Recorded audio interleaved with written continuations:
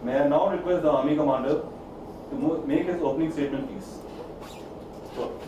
Briefing में शामिल हुए। कुछ बातें मैं आपसे कहना चाहूँगा जो आप लोगों ने वैसे भी मीडिया के बाकी चैनलों से ये पता कर ली होगी, काफ़ी प्रिंट आउट्स भी घूम रहे हैं, परंतु मेरा कर्तव्य है कि मैं आपको बताऊं कि इस स्कीम का क्या मायने रखता है और कैसे ये भारतीय सेना को फ़ायदेमंद होगी। अग्निपथ योजना सशस्त्र बलों और राष्ट्र के लिए परिवर्तनकारी योजना है, यानी ट्रांसफॉर्मेशनल स्कीम है। उसका उद्देश्य भारतीय सेना के लिए मानव संसाधन प्रबंधन में, यानी ह्यूमन रिसोर्स मैनेजमेंट में पैराडाइम शिफ्ट लाना है, यानी प्लेटफॉर्म शिफ्ट करना है, या जिसको हम बोलते हैं प्रतिमान परिवर्तन लाना है। यह योजना देश भर के युवाओं के लिए पेट्रियाटिज्म, नेशनलिज्म की भावना पैदा करने का अवसर प्रदान करती है, जिसमें 4 साल की अवधि में, यानी only for a 4 years period, Agniveer के रूप में इंडियन आर्म फोर्सेज में सेवा करेंगे और देश की सेवा करने के लिए इच्छुक हैं, यानी जो वॉलंटियर्स होंगे उनको इसमें शामिल किया जाएगा।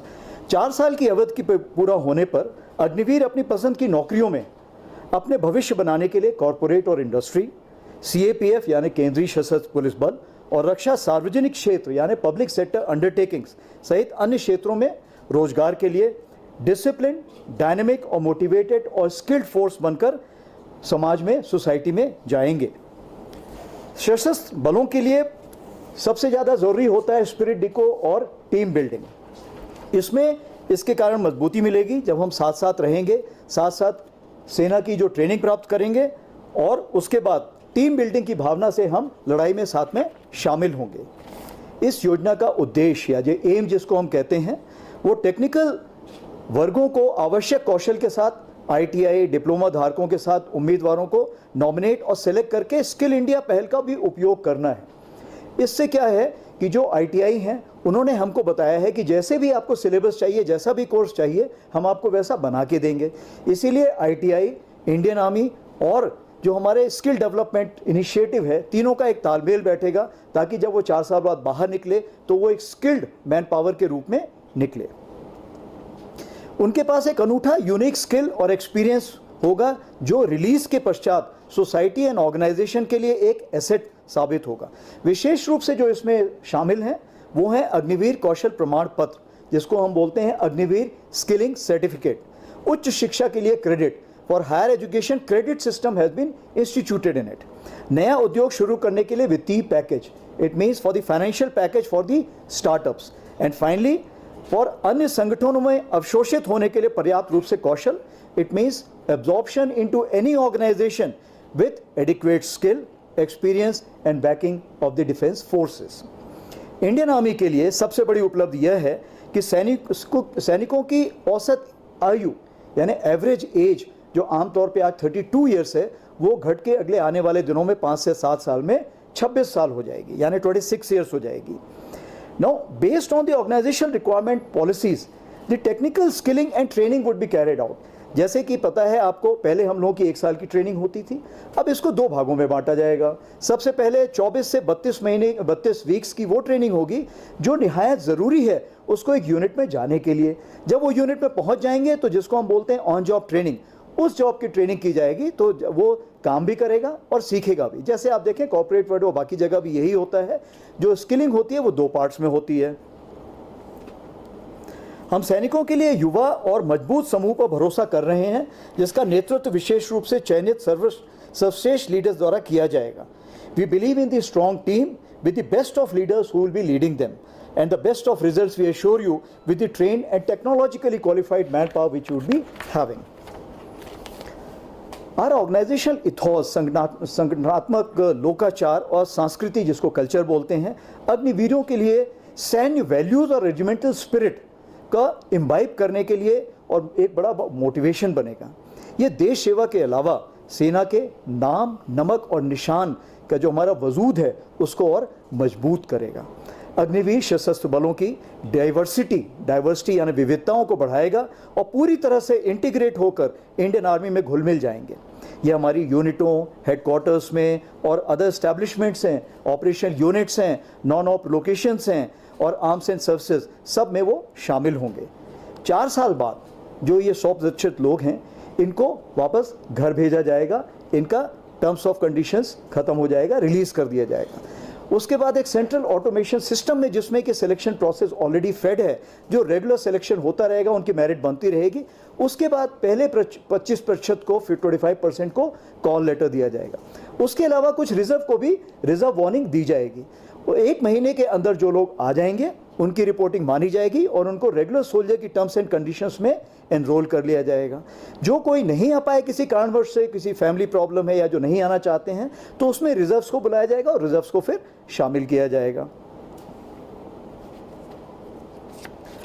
जो हमारी फ्यूचर अब जो भी रिक्रूटमेंट होगा वो हमेशा अभी अग्निपथ के तौर पर ही होगा। सिर्फ हैं ये हमारा हाई एल्टीट्यूड एरिया है। हाई एल्टीट्यूड में जितना जवान है, जितना यंग है, उतना वो ज़्यादा फिट माना जाता है। तो जैसे ही उम्र ढलती जाती है उसमें आप देखेंगे कि हमारी जो हाई एल्टीट्यूड की परेशानियां हैं वो हमारी शारीरिक क्षमता में थोड़ी कमी लाती है। तो इस चीज़ को मद्देनजर रखते हुए अग्निवीर तो एक बहुत अच्छी स्कीम है हमारी, जो हमने रीबैलेंसिंग की है, जिसको हम बोलते हैं नदन फ्रंट की तरफ। ये बहुत ही अच्छी स्कीम है, नया खून लाएगा, नए जवान आएंगे और उनकी जो एक हमारी एक ताजगी है वो हम लोगों में एक कामयाबी पैदा करेगी। आसिफ कुरैशी, केबीपी।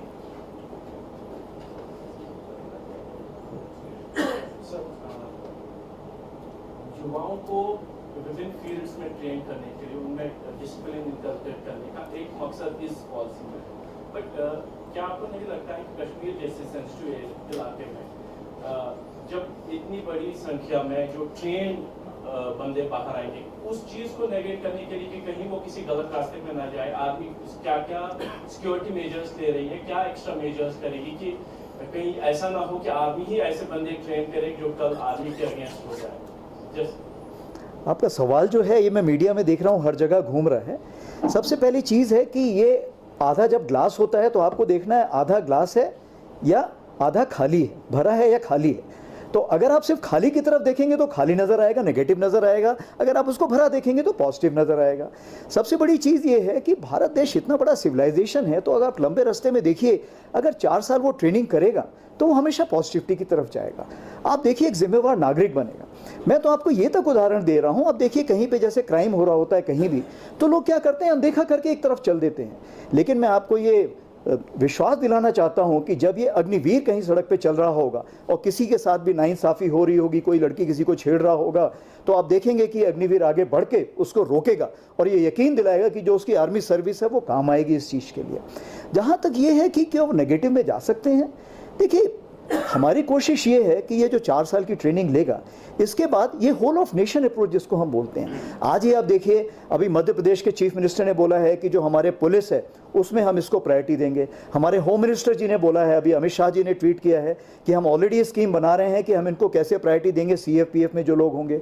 उसी प्रकार से एक हमारी भारत फौज बहुत बड़ी कंपनी है जिसमें बाबा कल्याणी करके हैं, जिन्होंने मिलिट्री स्कूल में खुद तरबियत हासिल की है, उन्होंने भी बोला है कि जैसे ही ये लोग बाहर आएंगे मैं इनको दोनों हाथ से इनको कबूल करने के लिए तैयार रहूँगा। यानी कहने का ये मतलब है कि 4 साल की ट्रेनिंग और वो भी फौज के साथ, जिसमें इतना बड़ा, देखिए मॉरल वैल्यूज़ जिसको हम बोलते हैं, इथॉस बोलते हैं, जो एथिक्स बोलते हैं, जो एक समाज में जो हमने इतना बड़ा एक डिसिप्लिन, आपका एक जो हम एक दर्जा हासिल करेंगे, इसको आगे आने वाले दिनों में दोनों हाथ से सब कोई पूरा समाज कबूलेगा। तो अब बाकी जहाँ तक सवाल है 4 साल के बाद कोई गलत रास्ते पे जा रहा है, 40 साल बाद जा रहा है, 50 साल बाद जा रहा है, वो तो देखिए आपके और मेरे बलबूते के बाहर है।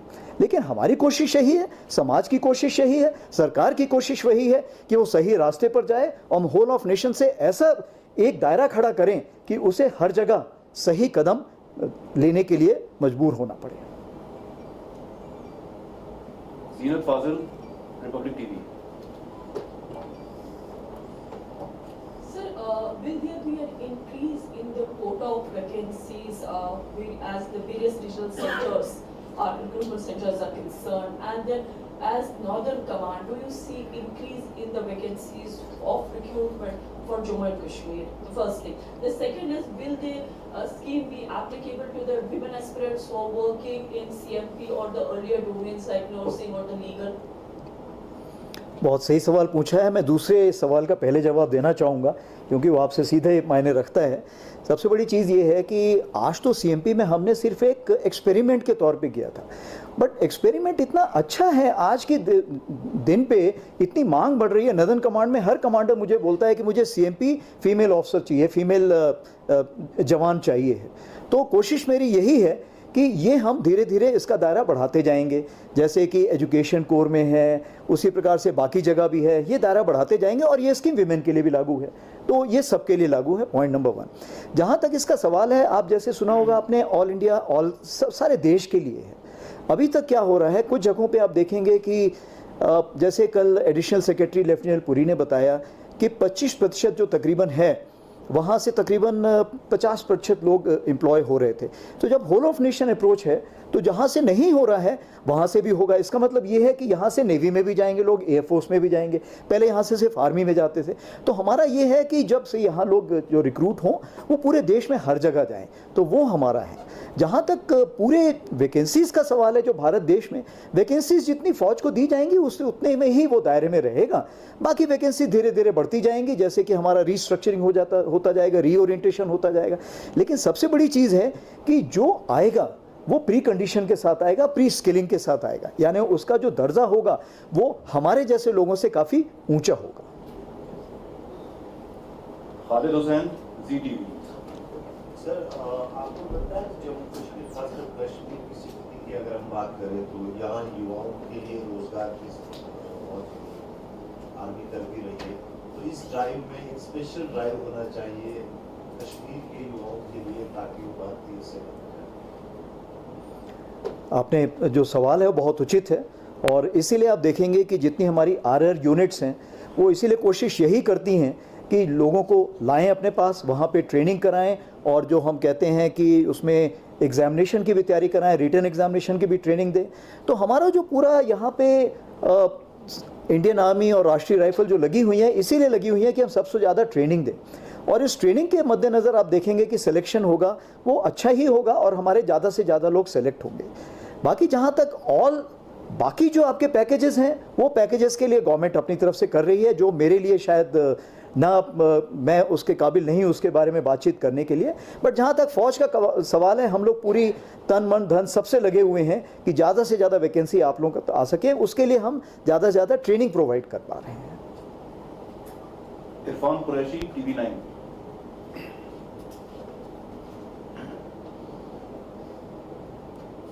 Sir, since this scheme is aimed at also to provide youthful image to the armed force, sir, how do you see this scheme can also be a transformative reforms for the Indian Army? बिल्कुल सही पूछा आपने। Transformative reform क्यों? आज आप देखिए, कल ही आपने देखा होगा कि एक अमेरिकन जन बोल रहे थे कि जो हमारे आगे आने वाली फ़ौज है वो टेक्नोलॉजिकली क्वालिफाइड होनी चाहिए, क्योंकि उसने artificial intelligence, big data analysis handle करना है। 25% जो फ़ौज है आप देखिए सब उसी में जा रही है। आज के हम फ्यूचर वॉर की बात कर रहे हैं। फ्यूचर वॉर हम क्या बात करते हैं? उदाहरण के तौर पे आपको बताना चाहूँगा कि जब अमेरिकन सिविल वॉर हुआ था तो दो अपोजिट पार्टी 75 मीटर की दूरी से एक दूसरे के ऊपर फायर करती थी। क्या आप बिलीव करेंगे कि 75 मीटर की दूरी से एक दूसरे के ऊपर फायर करती थी? लेकिन आज जो हमारा वॉरफेयर का नेचर है, जो हमारा करेक्टर है, वो चेंज हो गया है। करेक्टर क्यों चेंज हो गया है? कि जो वायलेंस है वो हमारा वर्चुअल वर्ल्ड में चला गया है। तो ये जो हमारे पास ये जो पॉपुलेशन आ रही है, ये पॉपुलेशन जो है स्किल्ड होगी, और जो हमारे पास नया इक्विपमेंट आ रहा है, जो हमारे पास जो वेपन्स आ रहे हैं, जो हमारे पास नए वर्चुअल वर्ल्ड में, साइबर वर्ल्ड में आ रहे हैं, साइबर वर्ल्ड में आ रहे हैं, जो एजेंसीज में ये चीज़ें इंट्रोड्यूस हो रही हैं, उसके लिए ये यूथ सबसे काबिल रहेगा। क्यों? क्योंकि ये प्री ट्रेंड है। अगर उसने ITI में पहले ही ट्रेनिंग हासिल कर रखी है, जैसे ड्राइवर है, आप मान लीजिए अगर उसने ऑलरेडी ही ये ड्राइविंग लाइसेंस लिया हुआ है, तो क्या होता है, हमें उसे आगे चीज़ें सिखाने के लिए फ़ायदा हो जाता है। तब मैंने अगर उसे स्पेशल गाड़ी की ट्रेनिंग देनी है, टैंक की देनी है, तो मुझे उतनी सहूलियत हो जाती है। बहुत सही बात कही है आपने। मैं खुद ही एक 18वीं battalion Jammu and Kashmir Rifles का हूँ, और मेरे 25% जो 25% ट्रुप्स हैं वो यहीं के हैं, और वो भी जब आए थे तो यंग आए थे। उनमें कुछ ने बोला था, जब मैंने उनसे बातचीत की, जब इंटरव्यू लेता था, कि साहब मैं कभी बहक भी गया था बीच में, परंतु मुझे सही रास्ता दिख गया। तो ये जो स्कीम है, ये यंग को अट्रैक्ट करेगी और सही रास्ते पे लेके आएगी, और इंश्योर करेगी कि वो बहके ना। तो ये एक सही मुकाम है, और इस मुकाम में जो भी आएगा हमारे साथ शामिल होगा, उसको हमेशा सही रास्ता मिलेगा। फरहत, ईटीवी भारत। सर,